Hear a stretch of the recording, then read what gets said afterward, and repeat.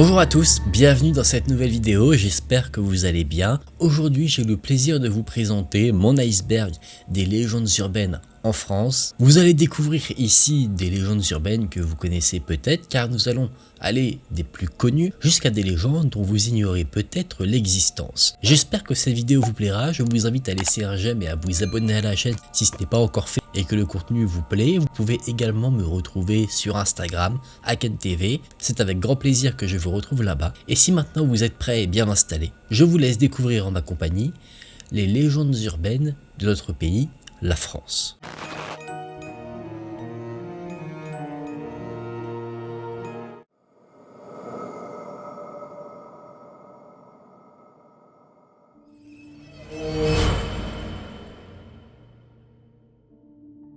Entre les années 1764 et 1767, un drame frappe le pays entier.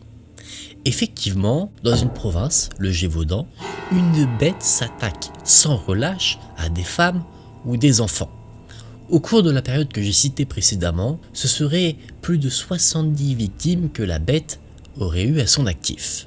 Une bête qui ressemblerait à un loup, qui a fait tellement de bruit qu'elle a même fait parler d'elle à la cour du roi Louis XV. Voulant mettre un terme au règne de terreur de ce loup mangeur d'hommes, de nombreuses battues ont été réalisées, mais à chaque fois sans succès. La bête était à chaque fois introuvable, mais elle continuait ses attaques incessantes. Le 20 septembre 1765, le roi envoie l'un de ses meilleurs soldats, de ses meilleurs tireurs, à la chasse de cette fameuse bête du Gévaudan. L'homme revient avec la tête d'un animal, mais bien que les attaques semblent cette fois-ci diminuer, elles ne cessent pas complètement.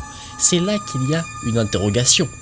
Est-ce que le soldat a réellement tué la fameuse bête, ou alors est-ce qu'il y en avait une autre? Quoi qu'il en soit, c'est 2 ans plus tard, le 19 juin 1767, que là, Jean Chastel abat une bête qui est considérée comme étant la bête du Gévaudan.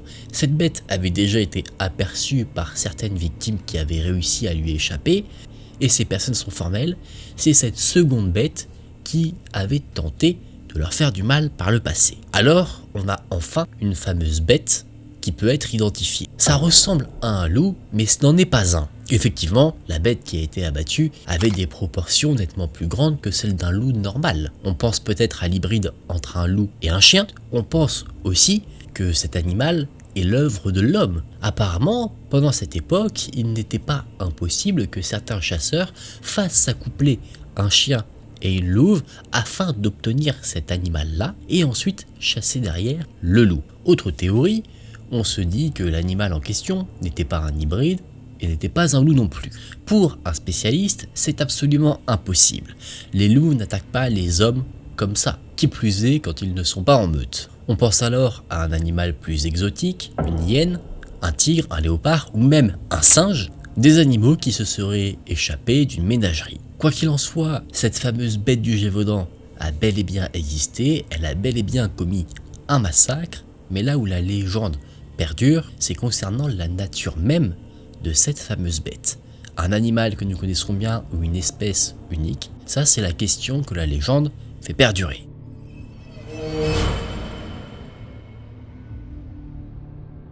Vous connaissez probablement les célèbres catacombes de Paris. Peut-être que vous avez même eu l'occasion de les visiter, d'arpenter ces fameux tunnels souterrains, et vous avez donc peut-être pu voir les fameux ossements qui s'y trouvent. Saviez-vous qu'initialement, ces ossements appartenaient à des cimetières parisiens et qu'on a déplacé les restes qu'il y avait dans ces cimetières dans les catacombes pour une histoire de salubrité publique? Pour l'anecdote, on a attribué le nom de catacombes en référence aux nécropoles de Rome. À Rome, ils avaient l'habitude de placer leurs morts dans des catacombes. C'était des nécropoles, ils n'avaient pas de cimetière à proprement parler comme nous, on pouvait en avoir. Alors en hommage à cette pratique, nous avons nous-mêmes appelé nos tunnels souterrains où nous avons placé des ossements des catacombes. Et à l'instar de certaines croyances, dès qu'il y a la mort, il y a des choses étranges qui se produisent. Les catacombes de Paris sont un lieu qui serait propice à une histoire d'horreur. Il y a d'ailleurs, si je ne m'abuse, un film américain qui s'appelle Catacombes, je crois, qui justement est un film d'horreur qui se passe dans les catacombes, mais peut-être que la fiction s'inspire en partie de la réalité. Une réalité certes bancale, car on parle ici plutôt de légendes, des légendes qui disent que dans les catacombes se baladerait un homme sans tête. On raconte également que les catacombes seraient un des nombreux lieux d'habitation du diable en personne, ou alors de Cybèle, la déesse de la terre, qui occuperait des ateliers abandonnés situés dans les catacombes, car certains prétendent avoir vu certaines apparitions fantomatiques à l'intérieur des tunnels souterrains. Si vous ne le savez pas, il n'est pas possible de visiter l'entièreté des catacombes. Il y a un parcours qui est prévu pour le public, mais beaucoup de tunnels, eux, ne sont pas accessibles. Par des professionnels, si, mais pas par tout le monde. Mais comment ces légendes ont pu se créer? Eh bien justement, c'est par l'inaccessibilité de certains passages dans les catacombes que les gens, peu de temps après leur utilisation, ont vu cet endroit comme un endroit assez mystérieux. On s'est posé des questions, la fameuse question de pourquoi on ne peut pas visiter la totalité des catacombes. Est-ce qu'on cherche à nous cacher quelque chose? Et alors, c'est ce mystère-là qui a créé certaines légendes. Si certains d'entre vous ont déjà fait de l'urbex dans les parties interdites des catacombes, je sais que c'est quelque chose que certains font, eh bien dites-moi si vous avez déjà vu le diable ou un homme se balader dans les couloirs sans tête.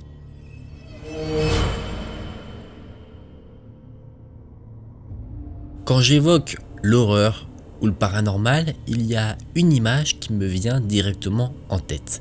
Cette image, c'est ce qui a fait mon initiation au monde de l'horreur, c'est l'image de la Dame Blanche. C'est probablement une des légendes les plus connues de notre pays, et vous pouvez demander peut-être à certaines personnes qui sont différentes, peut-être de différents âges, afin de voir quelle est la version que eux-mêmes connaissent.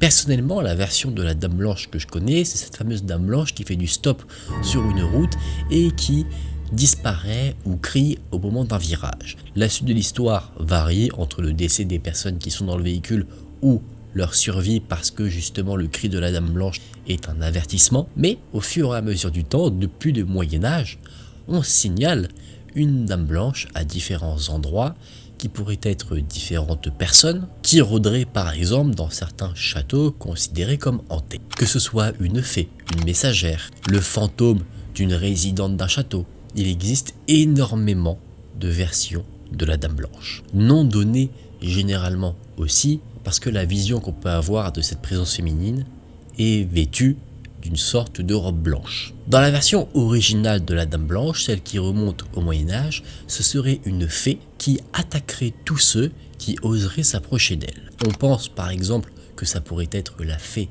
Mélusine, dont j'ai déjà parlé dans une ancienne vidéo, qui serait une femme condamnée à vivre avec une queue de serpent, car elle ne devait pas être vue de son mari quand elle prenait son bain, et son mari, curieux de ce que sa femme faisait quand elle s'enfermait dans la salle de bain, une fois l'a suivie à cause de fausses accusations de sa cour, et il est donc tombé sur sa femme alors qu'elle prenait son bain, ce qui a jeté cette malédiction.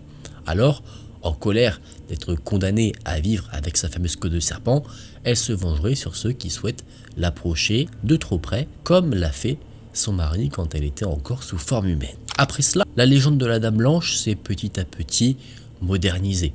On est tombé sur des histoires plus courtes, où là elle serait simplement une messagère. C'est-à-dire que si on la voit, ça veut dire qu'on va être victime d'une mort assez imminente, c'est-à-dire qu'on risque de perdre la vie prochainement. Elle aurait été aperçue par rapport à cette nouvelle version-là par des personnes entre guillemets connues comme Sissi, la fameuse Sissi l'impératrice avant qu'elle soit assassinée, et plus tard, la légende a encore changé. Là, la Dame Blanche n'est plus une fée, elle n'est plus une messagère, elle serait le fantôme d'une lavandière qui aurait assassiné ses propres enfants. Elle serait donc condamnée à laver son linge pour l'éternité, et tous ceux qui s'approcheraient d'elle seraient soit torturés, soit tués directement par ce fantôme. Encore une fois, au fil du temps, vers le XVIe siècle, là la notion de Dame Blanche a encore évolué. Cette fois-ci, ce seraient toutes les personnes qui seraient décédées dans un château, mais décédées d'une mort tragique, brutale. Par exemple, une mort qui est due à un assassinat. Alors, quand la victime était une femme, elle entrait sa demeure, la demeure où elle a perdu la vie, sous cette forme de Dame Blanche. C'est pour ça que dans de nombreux châteaux, on parle de Dame Blanche. Par exemple, le château de Puymartin a sa Dame Blanche, qu'on identifie comme Thérèse de Saint-Clar, et par rapport à cette Dame Blanche-là, on raconte que de son vivant, cette femme aurait été vue avec un autre homme par son mari. Son mari est devenu fou de rage, alors il a tué l'amant et il a emprisonné Thérèse dans une tour pendant 15 ans. Même à la mort de son épouse tellement en colère, il a fait enterrer le corps de Thérèse dans les murs du château, l'enfermant à tout jamais sur place. Et depuis ces événements, il y aurait eu plusieurs témoignages, notamment de visiteurs qui auraient aperçu une certaine dame blanche. Et encore, dans le temps, c'est comme si en fait cette légende se modernisait. La dame blanche a été associée justement à l'histoire de l'autostoppeuse que je vous ai raconté au début de ce passage. Et je pense que si je demande à quasiment toutes les personnes qui ont mon âge,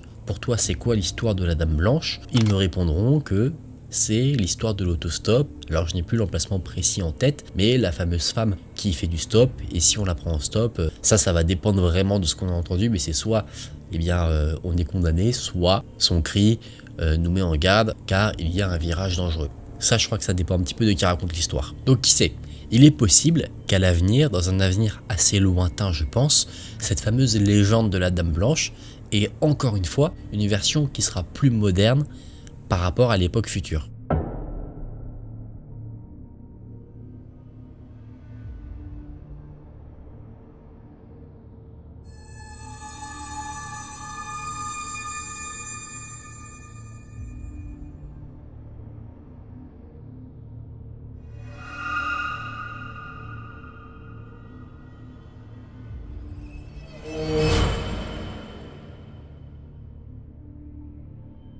Le château de Versailles a été pendant quelques siècles la demeure des rois et justement ce passage royal a également permis de créer certaines légendes. Serait-il, si on se plonge un peu dans le monde du paranormal, si étrange que ça, que des personnes ayant arpenté la cour royale n'y reviennent pas sous l'attrait de fantômes?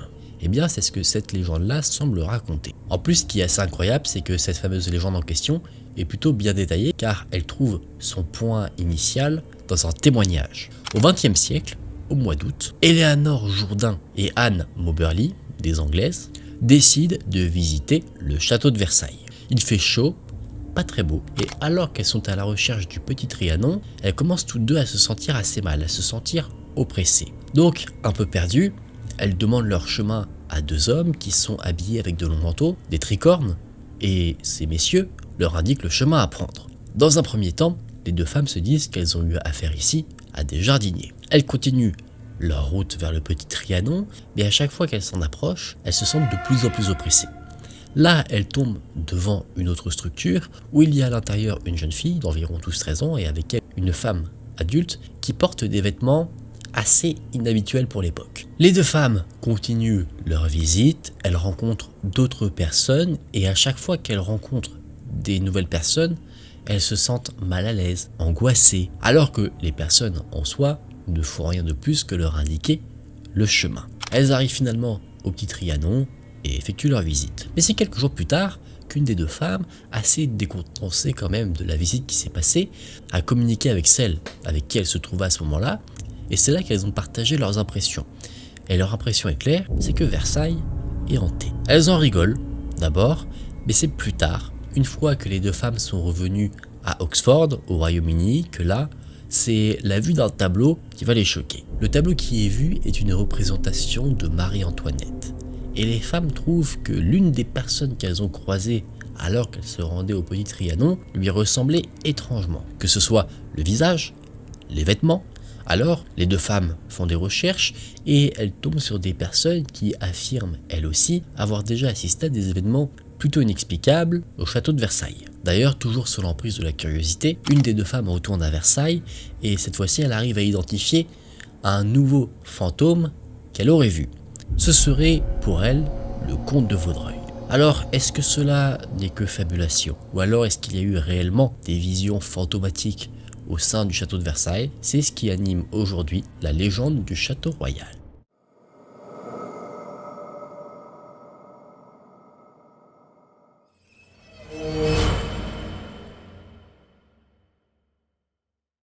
Je vais maintenant vous parler d'un château que vous connaissez probablement, qui accueille de nombreux visiteurs chaque année, de part pour son histoire, mais aussi pour la légende qui l'entoure. Ce château, c'est le château de Fougeray. Et on pourrait trouver une origine à la légende dans l'histoire même du château. une histoire assez hors du commun. D'abord, le château a appartenu à une illustre famille française, les Frottier, un endroit qui est devenu une place forte pendant la guerre de 100 ans, puis après, la bâtisse est devenue une représentation même de la justice, d'où la présence sur place de nombreux cachots.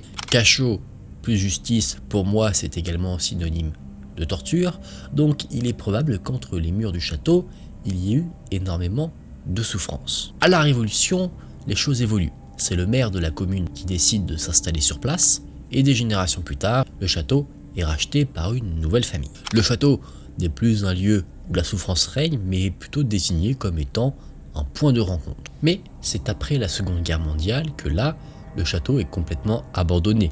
Sans entretien, il commence petit à petit à tomber en ruine. Alors, en 2007, le château est mis en vente. Pendant un certain temps, l'endroit reste inhabité, mais il y a quand même des personnes passionnées d'histoire qui décident de l'acquérir pour le remettre en état. Pour en faire bénéficier le grand public, le château est transformé en chambre d'hôte. Qui le désire peut y passer la nuit. Mais rapidement, alors que le château est en complète transformation, ses nouveaux propriétaires se rendent compte qu'ils ne sont peut-être pas tout seuls à vivre en ces murs. Mais que ce soit par les propriétaires ou les visiteurs qui arpentent les couloirs du château, d'étranges phénomènes sont observés. Des déplacements d'objets, des bruits étranges, des voix, même des apparitions. Une étrangeté qui semble d'ailleurs remonter dans le temps. Car dans la bâtisse elle-même, il y aurait des éléments qui seraient là pour alerter les personnes se trouvant dans le château qu'il y a potentiellement des forces obscures qui s'y cachent. Dans la crypte, il y aurait 2 sarcophages, dont un retourné, comme si on cherchait à empêcher la chose qui est enfermée d'en sortir. C'est en 2012 finalement, las de tous ces événements, que le château est mis à la vente, mais la réputation du château a tendance à faire fuir les personnes qui pourraient être intéressées. Donc finalement le château est retiré de la vente et ce sont les propriétaires qui ont souhaité en faire des chambres d'hôtes qui l'ont gardé. Mais ils décident tout de même de ne pas se laisser faire. Ils veulent comprendre ce qu'il se passe dans leur demeure. Alors c'est l'intervention de médiums, de spécialistes du paranormal qui vont leur apporter des réponses. Et quand je dis des réponses, je veux dire par là l'identification de certaines entités qui se trouvent dans le château de Fougeray. Il y aurait d'abord un fantôme du nom de Alice. Alice serait quelqu'un qui aurait vécu dans le château durant les années 1920 environ, mais au bout de 4 ans de vie dans la bâtisse, Alice a perdu la vie à cause d'une maladie des reins. La veillée funéraire a eu lieu dans la chambre où Alice a perdu la vie, rebaptisée la chambre d'Alice, et dans cette fameuse chambre, ceux qui y ont séjourné ont ressenti avoir durant la nuit des douleurs au niveau des reins. Certains ont également avoué ressentir comme l'odeur d'encens. Autre entité présente dans la demeure, un certain Félix, qui était par le passé lui-même un propriétaire du château. Il s'était pris d'un jeune homme qui vivait non loin, mais complètement désespéré que l'amour ne soit pas réciproque, l'homme s'est donné la mort un soir en décembre 1898 de manière extrêmement brutale. Il s'est tiré à l'aide d'une arme à feu une balle au niveau de la tempe. Et certains disent que parfois ils entendent comme un coup de feu résonner dans le château. Et ce son qui est entendu serait toujours entendu à la même période. La période où ce fameux Félix s'est donné la mort. Encore une fois, nouvelles entités, cette fois-ci 2 âmes liées. Déjà celle d'un officier de justice qui venait réclamer une dette mais qui a été mise à mort à coups de hache car Louis Travaux, qui résidait à ce moment-là au château, a refusé de lui payer la dette. Lui aussi serait là, lié à sa victime, à rôder dans le château. Les 2 âmes seraient condamnées pour l'éternité à reproduire cette fameuse scène de mise à mort. Il y aurait également certains membres de la famille Frottier, les propriétaires originaux du château. Il y aurait par exemple Floridas Frottier qui lui est décédé après avoir été poussé dans les escaliers. Il y aurait même une petite fille décédée noyée, et dans une chambre, dite la chambre de la grand-mère, certains disent sentir comme la chaleur d'un baiser sur le front, et la légende veut que c'est la grand-mère de la famille qui dépose ce fameux baiser sur le front des dormeurs. Au total, selon les médiums, il y aurait environ 16 entités qui résideraient dans le château. Naturellement, ça a attiré les curieux. Certains disent effectivement assister à des choses étranges, d'autres pas du tout. Ça, je présume que ça dépend de la sensibilité de chacun. Sur YouTube, je pense qu'on peut retrouver bon nombre de chasseurs de fantômes qui ont réalisé des enquêtes à l'intérieur. certains avec plus ou moins de succès. Quoi qu'il en soit, ce qui est sûr, c'est que la légende perdure et c'est ça aussi qui fait tout le charme du château de Fougeray. Cette fameuse curiosité de savoir si on passe la nuit là-bas, est-ce qu'on assistera finalement à d'étranges phénomènes.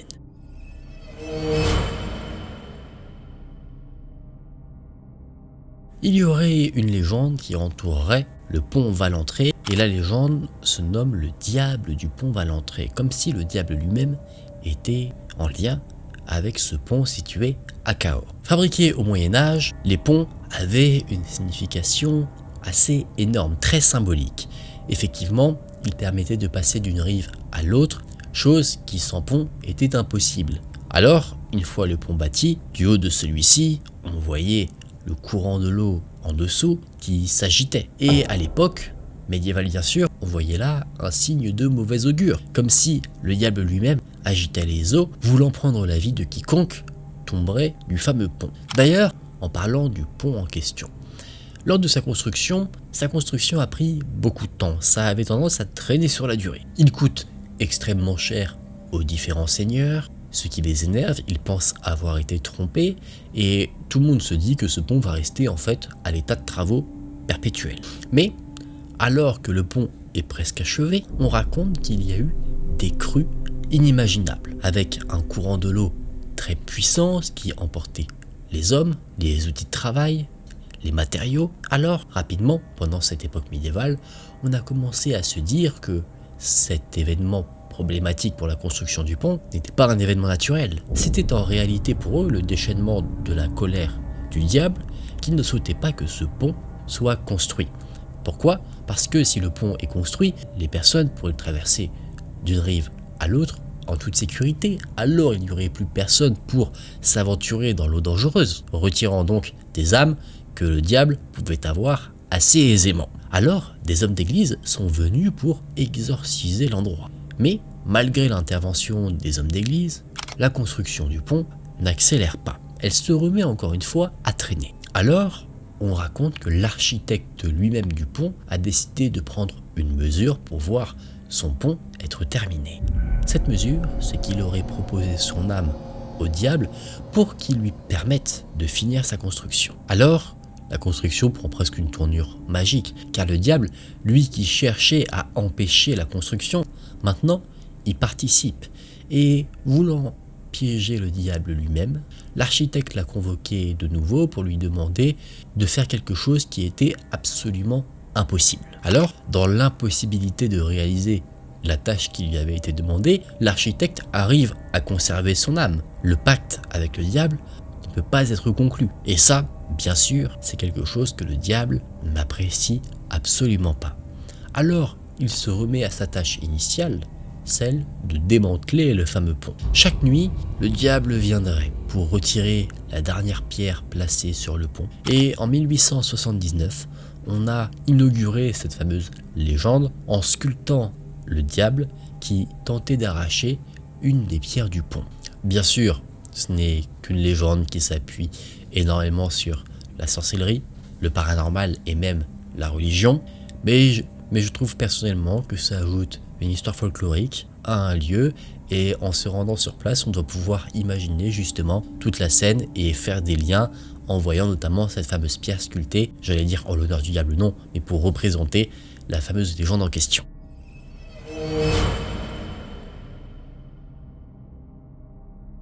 Il est temps de vous parler d'un lieu qui est absolument mythique. Ce lieu, c'est la forêt de Brocéliande. La fameuse forêt qui prend place dans les légendes du roi Arthur, une forêt où non loin se trouvait le fameux rocher où était prisonnière l'épée d'Excalibur, grande épée qui a fait d'Arthur le roi de Camelot. Associé évidemment à tout cela, il y a Merlin l'Enchanteur, dont le tombeau se trouverait également, les restes du tombeau en tout cas, dans la forêt de Brocéliande. Une forêt où en son sein se trouve également le lac, où réside la Dame du Lac, qui a d'ailleurs élevé Lancelot, qui a affronté dans la forêt de féroces créatures. Féroces certes, mais également de tout type de créatures, des korrigans, des fées, des lutins. Une forêt qui respire la magie et la légende du roi Arthur. Non loin du tombeau de Merlin, nous pourrions également retrouver la fontaine de Jouvence, cette fameuse fontaine aux eaux qui possèdent des propriétés de guérison et même de protection. La forêt de Brocéliande est donc une forêt remplie de mystères, de légendes, et qui sait, peut-être que si jamais vous avez l'envie de la visiter, vous trouverez vous-même la fameuse Excalibur.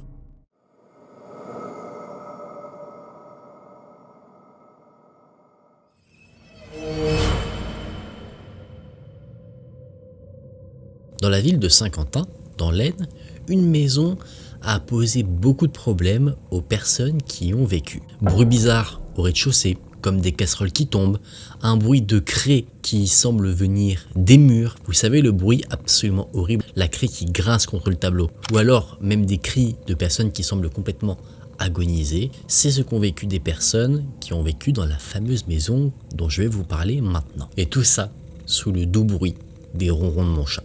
Bon, dans un premier temps, quand les premières personnes à observer ce genre de manifestation, eh bien les ont observées, ils se sont dit que ça venait tout simplement des voisins. Pourquoi pas? Effectivement, ça semble possible. Mais rapidement, la femme du couple qui avait emménagé sur place s'est rendue compte qu'il y avait comme un liquide rouge qui s'échappait des murs de la cuisine. Elle en a parlé à son mari, le mari lui a essayé de la rassurer en disant que c'était probablement la peinture qui coulait. Effectivement, la peinture n'avait pas été faite longtemps avant l'emménagement de ce couple, mais au fur et à mesure du temps, ces fameuses taches rouges apparaissaient dans de plus en plus de pièces. Ça devenait très oppressant, alors inquiet, le couple a appelé la police. La police a pris un échantillon de ce liquide rouge, et après analyse, il se trouve que c'était en réalité du sang humain. Alors, la famille qui avait fait construire la maison, pas ceux qui y vivent, ont été interrogés, mais eux ont dit qu'ils ne comprenaient pas d'où ce sang pouvait venir. Alors, cette maison a commencé à faire parler d'elle et à être rebaptisée la maison qui saigne. On commence à soupçonner le fait que quelqu'un s'introduit dans la maison et réalise ces fameuses traces de sang. Alors ce qu'on fait, c'est qu'on ferme la maison, on scelle tous les accès et on met de la farine sur le sol pour qu'on puisse voir s'il y a des empreintes de pas. Résultat de l'expérience, tous les accès étaient restés scellés, aucune trace dans la farine mais de nouvelles taches de sang. Alors on commence à se demander comment c'est possible. On envisage de plus en plus la théorie paranormale. D'autant plus qu'à un moment donné, on retrouve un crâne humain, alors on se dit que la maison est potentiellement hantée. Un prêtre est contacté pour qu'il puisse bénir les lieux, il le fait, ça ne change rien. Alors, le couple qui vivait là, quand même lassé et oppressé de vivre dans tout cela, ont décidé de mettre en vente la maison, et ils ont déménagé. Attirant les curieux, mais pas d'acheteurs, la maison a finalement été démolie. Et c'est lors de sa démolition qu'on a trouvé peut-être une explication sur ce qui s'est passé. On a retrouvé sous la maison une cinquantaine de corps enterrés de soldats de la Première Guerre mondiale. Alors, si on part sur la théorie paranormale, on peut se dire que les taches de sang de cette fameuse maison qui saigne sont dues au fait que ces soldats se trouvaient sous la maison. Mais ça, évidemment, c'est ce que raconte la légende.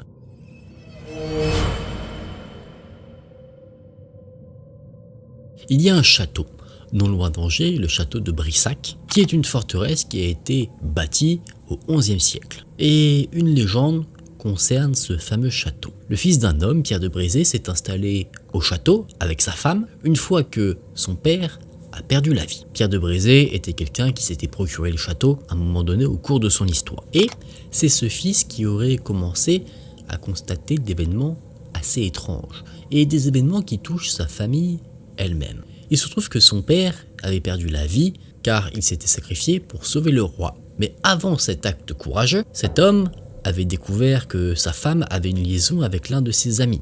Alors sous la colère, il l'a tué. Donc, la légende raconte que les nuits d'orage, cette femme assassinée apparaît parfois à ceux qui se trouvent dans le château, en train d'arpenter les couloirs, sous une forme dont on a parlé un peu plus tôt, la forme d'une dame blanche. Ah, je vous l'ai dit, des dames blanches, il y en a partout.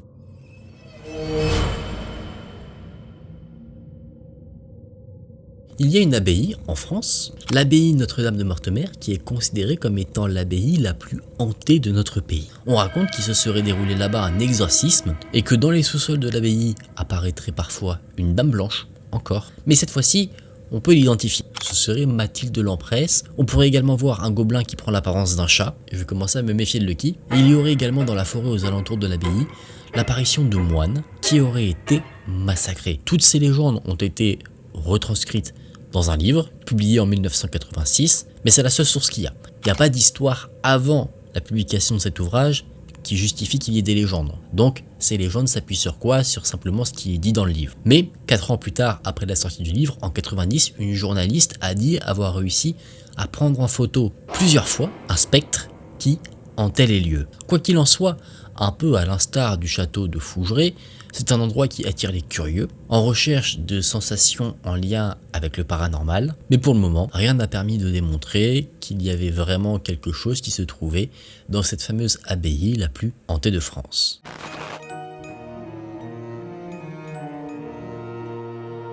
Mesdames et messieurs, nous en avons terminé pour l'exploration de ces différentes légendes urbaines. Alors évidemment, on parle de la présentation ici de légendes qui entourent les lieux, et malheureusement, mais c'est aussi ça qui fait leur charme, dans les légendes, on n'a pas forcément de détails.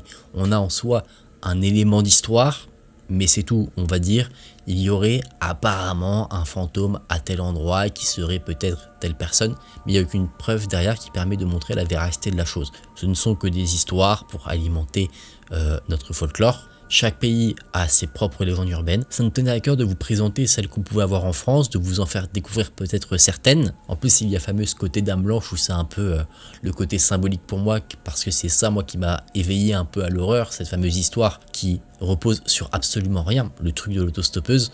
Je sais qu'il y a eu beaucoup de canulars, mais quand on est jeune, peut-être au collège, on prend les vidéos comme ça un peu pour de l'argent comptant. Et c'est ça moi qui m'a initié un peu à l'horreur, donc ça me tenait à cœur un peu de faire ce petit iceberg. J'espère en tout cas que ça vous a plu, que vous avez passé un bon moment après la semaine Thread d'horreur abonnée pour ceux qui l'ont vu. Ça fait une petite pause dans tout ça, quelque chose de plus fantastique entre guillemets. En tout cas, c'était un plaisir pour moi de vous partager toutes ces légendes urbaines. J'espère que vous avez passé un bon moment. N'hésitez pas à me dire en commentaire, vous, quelle légende urbaine vous a marqué. Pas forcément dans celles que j'ai évoquées, parce que évidemment il y en a tellement que c'est compliqué de toutes les raconter dans une seule et même vidéo. Mais je suis curieux de savoir chez vous, quelle est l'histoire quand on vous dit légende urbaine qui vous vient en tête directement. Moi c'était le truc de la Dame Blanche, la fameuse autostoppeuse. Vous dites-moi, peut-être que ça pourra faire l'objet d'autres vidéos. En tout cas, si ça vous a plu, n'hésitez pas à laisser un j'aime et à vous abonner à la chaîne. Je vous laisse également mon Instagram si vous souhaitez me suivre là-bas, m'envoyer votre histoire. Merci encore une fois d'avoir regardé cette vidéo jusqu'à la fin. Moi je vous dis à très vite pour de prochaines histoires. Prenez soin de vous, c'était Aiken. Salut!